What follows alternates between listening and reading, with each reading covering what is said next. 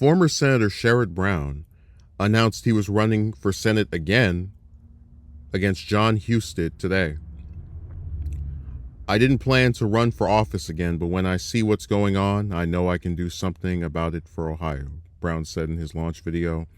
That's why I'm running for Senate, because even in these challenging times, I still believe if you stand up for workers, treat people with respect, and always fight for Ohio, you can actually make a difference.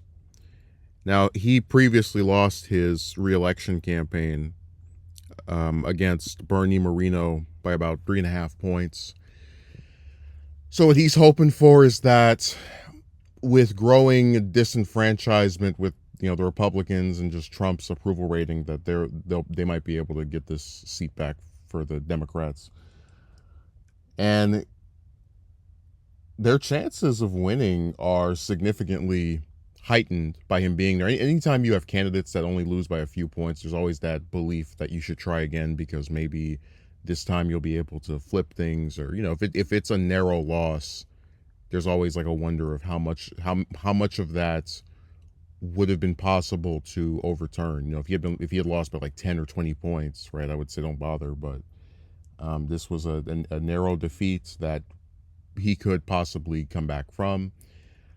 I'm just sort of wondering how, because Ohio, I don't know, they're with a lot of these swing states, I guess with the exception of Florida, there's always this feeling on my end of like, oh, it seems as if it's becoming more blue, and then they vote one way and you're like, oh, okay, well, I guess not.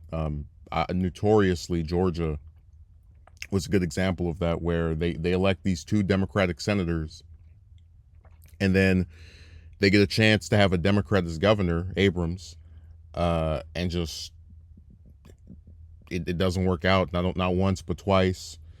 They go from voting for Biden to voting for Trump.